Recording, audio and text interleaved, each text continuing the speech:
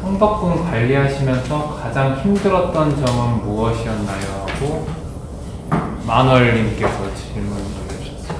아, 힘들었던 점이요? 네. 뭐, 사실 이제 문화재는 화재 나거나 이런 재난, 태풍, 이럴 때 정말 제일 마지막 향나무도 마찬가지인데, 어떻게 보면 이제 자연재, 천재, 인재, 이 세계유산이잖아요. 더군다나 창덕궁은 우리나라 궁궐 가운데 유일한 세계유산인데, 창덕궁에서 제일 위험 요소가 뭐냐면요.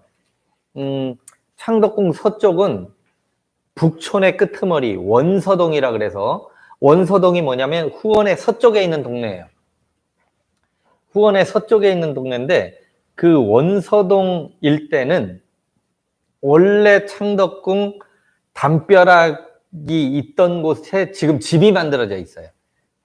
창덕궁 담벼락은 원래 그 바깥으로 돼야 되는데 6.25 전쟁 이후에, 한국 전쟁 이후에 서울에 이렇게 막 사람들이 몰려들기 시작하면서 일부 집들을 창덕궁 담벼락에 붙여서 짓게 하면서, 그게 결과적으로 지금 창덕궁의 영역이 좁아들고 창덕궁 금천이라고 하는 금천 위에 집을 짓게 된 건데, 제가 이제 있을 때 멧돼지만 출연한 게 아니고요. 예, 한 사건이 있었는데, 우리 CCTV가 너무 잘 돼 있는데, 그때는 이제 코로나 국면이 아니니까 이제 새벽까지 술들을 드시고, 3차쯤 오신 것 같아요. 3차나 4차쯤 오신 두 분의 취객이 바로 원서동 담벼락을 가볍게 뛰어넘어서 까만 봉다리 하나 술병 들고 창덕궁으로 이렇게 술 드시러 딱 넘어오신 거예요. 그분들 이제 바로 경찰서 가시고 그랬는데, 거기 이제 담벼락을 보면 지금 장독대가 창덕궁 담보다 높아요. 그러니까 장독대에서 이렇게 보면 창덕궁 담이 낮고 바로 거기가 후원이에요. 그런 데서 혹시 담배나 이런 것들 피고 휙 던지면 정말 그 순식간에 화재 날 우려가 있어요. 그래서 그게 제일 불안한 요인이었고, 그 취객이 넘어온 이후에 제가 그 집 주인을 만나서 거기가 대문이 없는 집이더라고요. 대문이 없으니까 새벽에 누구나 들어와서 담을 넘을 수 있게 돼 있어서 대문을 만들면 안 되겠느냐 그랬더니, 나는 대문이 없어서 불편한 적이 한 번도 없었다. 예산이 없으면 우리가 만들 수도 있고 해드릴 수도 있다. 아니면 우리가 담을 높일 수밖에 없는데 그럼 불편하시지 않겠냐? 높일 수 있으면 한번 높여봐라. 이렇게 민원 넣으시겠다는 거죠. 저희가 토지 매입하려고 계속 애를 쓰는데요. 저희가 상상하는 금액은 택도 없습니다. 토지 매입을 못할 정도로 그 동네 땅값이 비싸서 결국은 지금, 원래 종로구청하고 문화청 서울시가 순락길 복원하려고 그랬어요. 궁궐 따라서 이렇게 담벼락을 순락길을 만들려고 했는데 거기가 지금 다 주택가가 된 그런 상황이라 그게 제일 좀 힘들었던 점이었어요. 답변 되셨는지 모르겠습니다. 만월님이요? 네, 만월님 답변 되셨는지 모르겠습니다. 여기까지 해서 지금 좀 늦었지만 작가님 고생하셨으니까 박수 한번 치고, 지금부터는 사실 우리가 원래 논제라는 걸 준비해서 하긴 하는데, 그것보다 더 중요한 것은 여기 계신 분들의 질문을 먼저 받아보고, 네네. 이걸 하고 또 시간이 남으면 이쪽으로 넘어가고, 여기서 질문이 더 좋으면 계속 이걸로 한번 해보겠습니다. 자, 지금 오늘 잘 들으셨으니까 질문 있으시면 바로 현장에서 하시면, 오늘 또 저자님 와 계시니까 답변 드리도록 하겠습니다. 저렇게 문화재 자체가 되게 관광자원으로서 효과가 있는 것들이 있고, 풍랑토성 같이 관광재로서의 효과는 없어 보이는 문화재들이 있는데, 그런 것들은 좀 어떻게 하면 문화재의 가치를 계속 복원하면서 좀 사람들도 많이 방문하게 할 수 있는지가. 네, 사실 이제 창덕궁 같은 건 누가 봐도 건물도 있고 그 후원의 그 정자며 연못이며 이 단풍 속에 그런 거 보면 그냥 소리가 나서 오지 말라 그래도 예약을 못할 정도로 들어가기 힘든 궁궐이잖아요. 그런 게 이제 어떤 건축, 유산 이런 것들, 특히 서양의 그러한 의리의리한 성들, 서양의 돌로 만든 건축들은 그래서 이제 사실 세계유산이나 이런 거 보면 우리가 서양의 그런 것들하고 비교할 때 오히려 동양의 목조 건축이나 이런 것들은 불타 없어지고 그래서 초라해 보이기까지 하고 그러는데 풍납토성 같은 그런 것들은 이제 매장 문화재, 어떻게 보면 실제로 땅 살았던 사람들의 흔적은 지금 4m 밑에까지 내려가 있어요. 그리고 남아있는 건 성벽밖에 없단 말이죠. 그래서 아무래도 이제 그런 고고학적인 유적들은 밑에 있는 그 당시에 사람들이 살았던 걸 보여주지 않으면 감흥이 떨어질 수밖에 없는데, 그렇다고 그래서 지금 풍납동 안에 지금 뭐 4만 명 정도의 주민들이 살고 계시는 거기를 다 내보내고 전부 발굴을 해야만 되느냐? 그것도 굉장히 이제 어려운 일이잖아요. 그래서 사실은 이제 풍납토성 같은 경우는 지금 이제 성벽을 그래도 성벽답게 정비를 좀 하고, 지금은 이제 바깥에 탐방로나 이런 게 그래도 잘 돼 있어서 사실은 예전하고는 많이 달라졌어요. 많이 좋아졌는데, 그럼에도 불구하고 이제 성벽 외에는 볼 게 하나도 없는 상황이라서 저희가 이제 핵심부에 해당하는 그 제일 중요한 궁궐이나 뭐 종묘 건물이 있었을 것 같은 그 지역은 우리가 핵심 권역이라고 해서 매입을 해서 나중에는 발굴도 좀 하고, 발굴된 상태를 그대로 보여주는 현장 박물관, 요즘은 그런 걸 이제 인시투 뮤지엄이라고 하는데, 현장 박물관, 온사이트 뮤지엄, 그대로를 발굴된 그대로를 박물관으로 만드는 것, 이런 방법이 하나 있고요. 그게 곤란하면 지금 이제 거기 백제문화공원처럼 밑에 발굴된 걸 위에 형상화해서 이제 재현하는 방법인데, 그 재현할 때는 굉장히 퀄리티를 높게 해줘야 돼요. 안 그러면 너무 촌스럽고 안 하니만 못한 그런 게 돼서, 그 재현할 때는 사실 굉장한 그러한 그 퀄리티가 좀 담보되지 않으면 오히려 감흥을 떨어뜨리는 요인이 될 수도 있어서 그렇게 하는 거고, 또 일부는 박물관이나 전시관 이런 것들을 만들어서 실제 이곳을 경험할 수 있는 어떤 컨텐츠를 제공해주는 그런 방안들이 있겠죠. 그래서 눈에 보이는 것을 굉장히 좀 실감나게 잘 보일 수 있게 해주는 것, 그리고 발굴된 상태를 그대로 보여주는 두세 개의 사이트, 그 핵심 궁궐 지역 또는 지금 서쪽에 성벽 문지가 나온 데는 그 성벽 그 자체를 또 현장 박물관으로 만들려고 해요. 그러니까 이제 그런 데가 몇 군데는 좀 필요하다. 네, 네. 좋습니다. 또 현장에, 네, 혜정쌤. 책에는 빈청이 보증자료가 충분하지 않아서 지금 현재 카페랑 빈청. 네, 네. 빈청이 카페랑 기념품 판매소로 운영이 되고 있잖아요. 네. 근데 아까 보여주신 그 천덕궁을 그린 그림 동골도에는 빈청이 어떻게 나오고 왜 동골도를 보고 복원을 할 수가 없었는지 궁금해요. 자, 이제 동골도에는 1820년대에 28년에서 30년 사이에 이제 이 그림인데, 그 동골도에 있는 그림하고 지금 건물도 달라요. 그러면 지금 건물은 언제 지은 거냐? 결국은 이제 지금 건물을 헐고 발굴을 해서 어느 시대로 이제 우리가 복원할 수 있을지를 해야 되는데, 지금 건물을 헐지 않고 우리가 발굴을 해봤어요. 주변을. 빈청에 대한 논란이 좀 있었어요. 원래 굉장히 중요한 장소예요. 거기가 이제 앞에가 선정전이니까 임금의 집무실이니까, 그리고 그 앞에 승정원 건물이 있고, 뭐 이 신하들이 임금을 아련할 때 거기서 잠깐 대기를 하면서 이제 자기들끼리 얘기도 하고 이렇게 했던 공간이라 굉장히 중요한 그런 공간인데, 나중에 빈청 기능이 상실되고 거기가 순종황제 계실 때는 어착으로 쓰이거든요. 이제 순종황제는 자동차를 타셨어요. 말 타고 가마 탄 게 아니라, 물론 말 타고 가마도 탔지만 자동차를 타고 궁궐 안에 들어오면 바로 이제 집무실 앞에 주차장이 필요한 거죠. 차. 그래서 이제 어차를 거기 보관하던 데가 어차고였는데, 그 어차는 지금 어디가 있느냐? 국립고궁박물관에 전시돼 있어요. 그러니까 이제 어차가 빠져나가니까 유리만 있고 귀신 나오는 집 같이 휑한 거예요. 야, 이거 뭐 너무 썰렁하잖아요. 어차가 없는 어차고. 그러니까 이제 창덕궁관리소에서 거기를 적어도 이제 오는 분들에 대한 뭐 이 편의 시설로 해서 뭐 제공을 하느라고 이제 기념품 샵 만들고 카페를 만들었는데 일부 여기가 빈청인데 왜 카페를 두느냐 이런 문제 제기가 있어서 빈청을 복원할 그러한 이제 근거 자료를 좀 찾아보자라고 해서 주변을 이렇게 발굴해보고 그랬는데 실제로 그 동걸도에 준하는 그런 건물들의 흔적이 잘 안 나와요.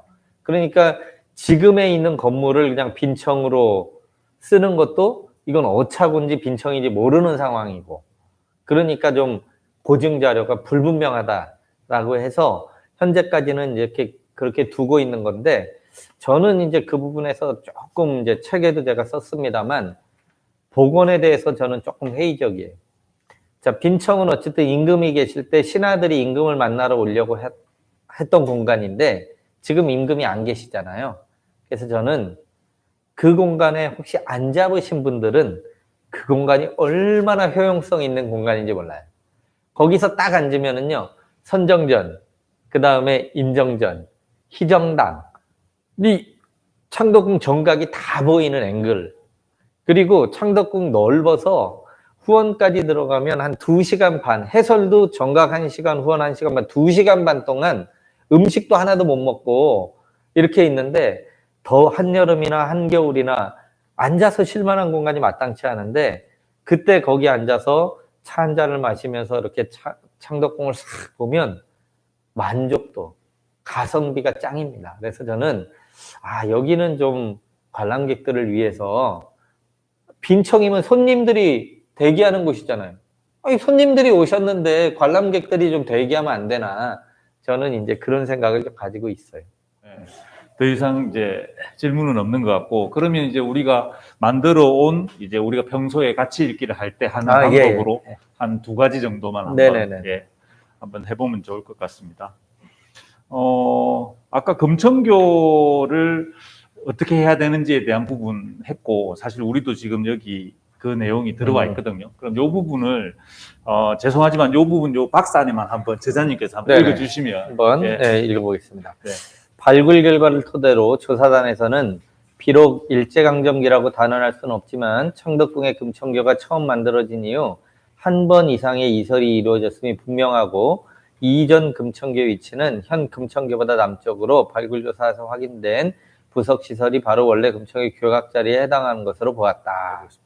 물론 뭐 제자님이 정답을 거의 아까 다 말씀하셨기 때문에 이견이 별로 없을 것 같긴 하지만. 아니에요. 그게 이제 왜 그때 결정 못했냐면 어쨌든 우리가 보통 이제 100년 이상을 문화재라고 하고 요즘 50년 이상만 돼도 등록문화재 막 이렇게 해서 얘기를 하잖아요. 그러니까 어쨌든 이 옮겨진 금천교도 이제 상당히 오래된 그런 상황이기 때문에 의미를 우리가 이제 원래 이랬다라는 걸 알기만 하면 이걸 또 옮기는 것 자체가 어떻게 보면 또 한 번의 훼손일 수도 있다라는 주장도 상당히 있었어요. 그래서 과연 문화재 보존, 복원의 우리가 기준, 철학, 원칙 이런 걸 이제 어디에다가 더 방점을 두느냐의 문제이기 때문에 사실 이제 선뜻 정하지 못한 거죠. 바로 이 쟁점 때문에 이제 여기에 나왔던 질문만 한번 이야기하고 또 뒤에 질문으로 넘어가도록 하겠습니다. 금천교의 위치는 원래의 위치가 아니라 발굴조사 보고서가 나왔지만 보수 복원 시에 생길 수 있는 문제점을 우려하여 지금의 자리에 있습니다. 여러분은 금천교의 위치에 대해서 어떻게 생각하시나요? 이렇게 되어 있고 선택 1번은 원래 위치로 옮겨야 할 것이다. 또는 선택 2번 현재 자리에 두는 것도 괜찮다. 이렇게 되어 있습니다. 그래서 현재 자리에 두는 것은 아까 말씀하셨다시피 옮기는 거에 대해서 반대하시는 분들이 여기 이 자리도 벌써 100년이 되었지 않느냐. 그러니까 이것 또한 어떤 관점의 차이인데 보존할 가치가 있지 않느냐라고 한 거고, 저자님께서는 이게 원래 우리가 동골대에서 봤던 것처럼 이게 일직선상에 놔줘야 이게 좀 전기가 바로 서는 것 아닌가 이렇게 됐습니다. 혹시 뭐 저자님과 맞설 수 있는 분이 있을까요? 근데 이거는 솔직히 저도 가서 딱 보면 정확히 이게 저자님 말씀 맞구나를 느낄 수 있습니다. 무의식 중에는 몰라요. 그냥 따라다니다 보면 그걸 인식을 못하면 상관이 없는데 이걸 인식하고 보면 정말 불편해요. 정말 거슬려요. 거기서부터 이제 화딱지가 살짝 나기 시작해요. 예. 왜냐하면 카메라를 요즘에는 딱 보고 괜찮으면 딱 들이대는 순간 아까 그 앵글이 나오기 때문에. 근데 이게 왜 이렇게 됐는지에 대한 걸 책에서도 읽고 오늘 저자님한테 들었기 때문에 나중에 상덕궁 가시면 꼭 여기 한번 보시기 바랍니다. 금천교. 그 다음에 뒤에 또 좀 넘어가셔서 여기 인정전 사진, 여기가 인정전이거든요. 인정전 사진에 대해서 한번 해볼게요. 여기는 정현쌤이 안에 박스 안에 우리의 전통 한옥 건물들은 여기 한번 읽어주실까요? 우리의 전통 한옥 건물들은 45도 각도에서 봤을 때 가장 웅장해 보이고 선이 아름답게 보인다고 한다. 추녀 마루의 라인은 흑사 고성도를 연상시킨다. 한국 저고리의 소매처럼 보인다고도 한다. 이러한 선이 바로 중국, 일본과는 다른 우리나라 건축의 백미라고 볼 수 있다. 한국적 선의 미학을 인정전 옆모습에서 마음껏 느껴볼 수 있을 것이다. 네, 저자는 한국적 선이 우리나라 건축의 백미라고 말합니다. 여러분이 생각하는 우리나라 건축의 백미는 무엇입니까? 이렇게 되어 있습니다. 혹시 이 이야기 한번 들어보고 좀 이따가 좀 더 부연 설명을 저자님께 직접 들어보는 걸로. 지금 여러분들이 답변하실 것은 여러분들이 생각하는 한국의 건축미의 백미는 무엇인가? 여기에 대해서 한번 말씀하실 분 있으실까요? 저는 우리나라 건축들이 이렇게 제가 생각하는 백미는 자연과의 조화로 이런 게 있다고 생각해요. 네. 너무 막 튀려고 막 나야 이렇게 막 건축들이 나야 이렇게 튀는 게 아니라 네. 뭔가 그 주변과의 그런 조화로 이런 게 가장 좀 아름답지 않나 이렇게 생각합니다. 좋습니다. 주변 환경과의 네. 조화. 네. 네. 저는 이 한국의 건축의 특징 중에 하나가 담장의 높이가 중국 같은 경우는 사람 키보다 높다라고 들었고요. 그리고 일본 같은 경우는 사람 키보다 낮다라고 들었는데 한국의 담장은 딱 까치발을 대면 안에가 보이는 정도라고 해서 약간 그 중용의 어떤 인간미가 있지 않나 생각해요. 예. 그렇게 이제 좀 중용의 미, 그러니까 보일 듯 말 듯한 것이 어떻게 보면 그 선과 그 높이가 한국 어떤 건축 또는 조형의 미다. 이렇게. 뭐 저는 제가 그 궁궐 길라잡이 이제 연습 때문에 이제 따라다니면서 아마 창덕궁이었던 것 같긴 한데 이제 아까 말씀하신 그 기와장 이야기도 하셨고 실제로 기와가 여러 종류가 있는 것 같아요. 안에 복원하면서. 그래서 딱 보면 아까 말씀하셨거든요. KS 마크 붙은 공장재는 딱 보면 벌써 미끌미끌하다는 느낌이 들어요. 그리고 야가 물을 반사하고 있구나. 근데 이거를 수제로 만든 것은 이미 아까 말씀하셨던 것처럼 색감이 완전히 다르게 보이는 거죠. 그래서 그때 저도 처음으로 이제 날씨에 따라 궁궐이 다르구나. 근데 그때 이제 비가 갑자기 쏟아졌기 때문에 처마 밑으로 들어갔고 거기서 이제 처마에서 밑에 이제 아스팔트가 아니라 그 땅으로 이제 떨어지는 그 물소리 그 순간 나오는 그 냄새라고 해야 될까요? 흙냄새 이런 것들이 저한테는 좀 비 오는 날 처마 밑에서 들은 그 빗소리와 흙냄새가 저한테는 한국 건축의 백미라고 좀 느껴졌던 것입니다. 이제 돌아와서 이 저자님이 생각하실 때 여기 이제 하나의 모습인 것 같거든요. 그래서 원래 우리 건축물이나 궁궐을 보여줬을 때 첫 장면들이 대부분 이렇게 옆에 45도 각도에서 밑에서 위로 이렇게 쳐 올리면서 하는 화면들이 많죠.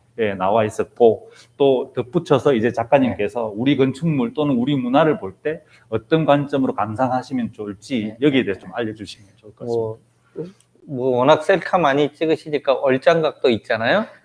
한국 건축의 얼짱각도가 이제 바로 그런 비스듬한 측면이다라고 보시면 되는데 우리 미학은 정말 모자람과 지나침의 중간 그런 것 같아요.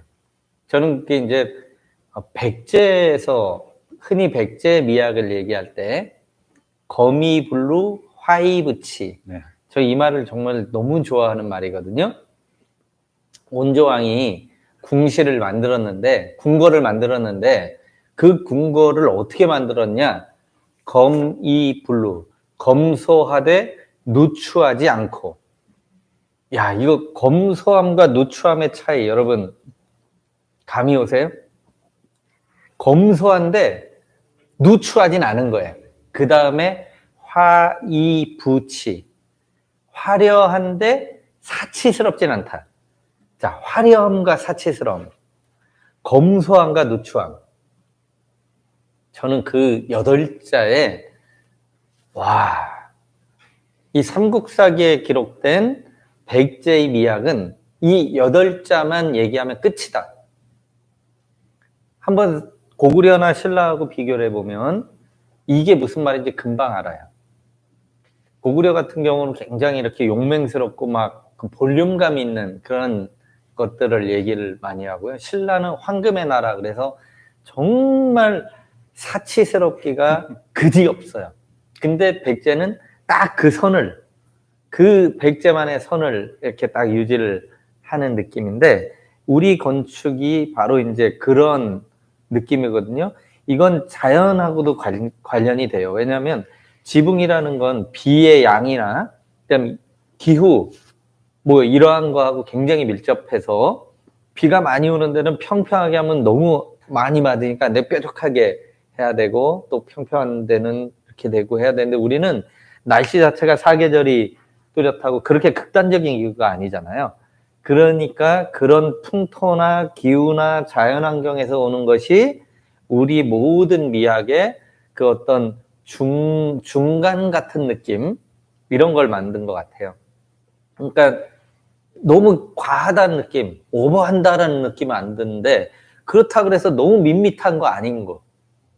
그 중간, 그게 제일 어렵잖아요. 근데 우리 건축뿐만 아니라 우리의 미는 그 중간에 뭔가를 가지고 있는 거예요. 그러니까 그거를 잘만 캐치를 하면 서양 사람들이 봤을 때 매료되는 거예요. 와, 이거 말을 못 하겠는 거. 뭔지 알겠는데 말로 설명할 수가 없네, 이런 느낌 있잖아요. 그런 게 우리 미의 원천 아닌가. 예, 건축도 그런 것 같고. 좋습니다. 지금 뭐 꿀팁을 주신 것 같아요. 그죠? 처음에 이제 감상할 때 그게 건축물이든 뭐 도자기든 네. 뭐 자개든 농이든 책상이든 간에 이렇게 한번 쭉 박물관이나 미술관에서 만났을 때 쭉 돌면서 각도별로 한번, 그렇게 하면 불상의 얼굴도 사실은 뭐 미소가 환한 미소였다가 밝은 미소였다가 바뀌거든요.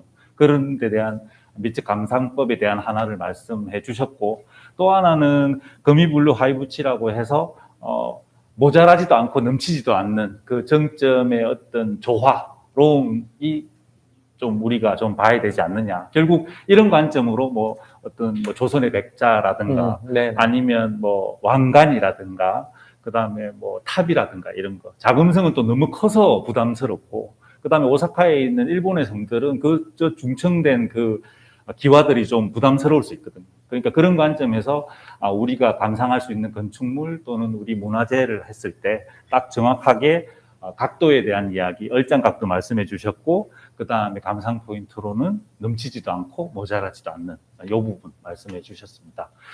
여기까지 해서 뭐 사실 창덕궁에 대한 부분 전체 어떻게 해서 책을 쓰시게 됐는지, 그 다음에 우리가 창덕궁에 들어가면 어떤 부분들을 좀 봐야 되는 건지에 대해서 말씀해 주셨고, 그 다음에 우리가 또 함께 읽기에 즐거움을 할 때 우리가 지금 사용했던 이 논제에 대해서도 다시 한 번 더 이야기해 봤고, 마지막으로 혹시나 오늘 작가님 귀하게 모셨는데 오늘 이 질문 안 하면 집에 가서 이불킥 가겠다, 그러면 하나 정도 질문만 받고, 만약에 없으시면 여기서 이제 앞으로 지금까지 많이 이제 그런 활동을 해오셨는데, 혹시 앞으로의 계획이나 더 하고 싶은 거? 그래요? 네. 사실, 사실 이제 제가 지금 그 백제도 하고 조선 한양도 하고 그렇다고 그랬잖아요. 제가 이제, 우리 이코머스 한국위원회 사무총장도 맡고 있어요. 거기 뭐냐면 이제 세계유산 등재하는 자문기구예요. 그래가지고 이제 얼떨결에 이제 그런 중책도 맡고 있는데, 제가 지금 그 사무총장이 되기 전에부터 했던 중요한 그 사업 중에 하나가 아까 질문하셨던 이 풍납토성을 포함한 백제 유적 풍납토성, 몽천토성, 석천동고분, 방위동고분 이 남아있는 4개 유적을 공주부여 익산 15년에 이미 세계유산이 됐어요. 근데 공주부여 익산 다 합쳐도 200년이 안 되는 역사고 서울은 500년의 역사예요. 493년이나 되는. 근데 그 백제 가장 화려한 그 493년의 역사가 빠진 채로 세계유산이 등재되어 있기 때문에 요 서울의 유적을 기존에 등재된 백제 유적에 확장해서 세계유산으로 만들고 싶은 그런 이제 큰 욕심, 마음이 있는데 어쨌든 그 작업을 지금 5년 넘게 제가 책임 연구를 하고 있고 또 서울의 한양도성도 세계유산 등재 작업을 10년째 하고 있어요. 그것도 제가 지금 최근에 관여를 해서 또 이렇게 하고 있어요. 그래서 우리의 유산들이 우리한테만 중요한 것이 아니고 온 인류가 공동으로 함께 정말 이렇게 보존하고 또 그걸 같이 이렇게 누릴 수 있는 그런 유산으로 인정받고 싶은 그런 마음이 있거든요.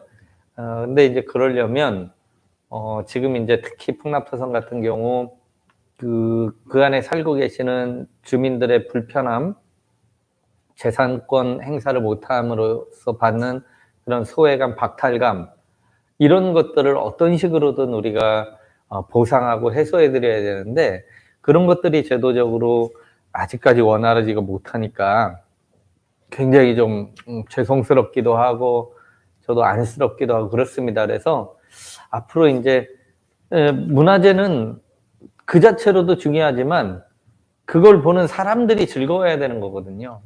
문화재가 있어서뿐만 아니라 내가 그걸 볼 수 있어서 즐거워야 되는데 아무리 중요한 문화재라도 내가 불편하면 그 가치가 떨어질 거 아니에요. 그래서 그런 것들이 조금 빨리 좀 해소가 되고 좋아지는 날이 왔으면 좋겠다. 그래서 제가 할 일들이 상당히 아직도 많은데 쉽지가 않아서 굉장히 좀 걱정이기도 한데 그래도 열심히 잘 해볼 생각이거든요. 좋은 결과가 있도록 많이 응원해 주시면 감사하겠습니다. 네, 좋습니다. 그러면 여기까지 하고 사실은 지금 서울시립대 교수님이기도 하시고 책을 창덕궁 왕을 마음을 훔치다 또 쓰셨고 그 다음에 한양도성 서울을 흐르다 또 관심 있으시면 한번 해주시면 좋을 것 같고 마지막으로 창덕궁 예전에 가봤지만 오늘 저자님 강의를 듣고 또 한번 가보고 싶으신 분 예.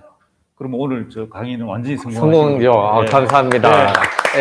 예. 박수 치면서 마치도록 하겠습니다. 오늘 너무 감사합니다. 예. 네, 오늘 아무튼 여러분들 만나 뵙게 돼서 또 시청해 주신 분들 창덕궁 정말 여러 말이 필요 없는 너무너무 아름답고 소중한 우리의 궁궐입니다. 그 아픔도 우리가 이제 좀 보듬어 줬으면 좋겠고요. 앞으로도 많이 사랑해 주시기를 부탁드리겠습니다. 수고하셨습니다. 네, 다시 한번 박수 치면서. 예. 이제 마지막으로 다음 시간 같은 시간 8월 20일에는 세계 최고의 여행기 열하일기 같이 한번 읽어보도록 하겠습니다. 아무튼 오늘 시청해 주신 분들 잘 들어가시고 오늘 참여해 주신 스태프들 너무 감사합니다. 예, 마치겠습니다.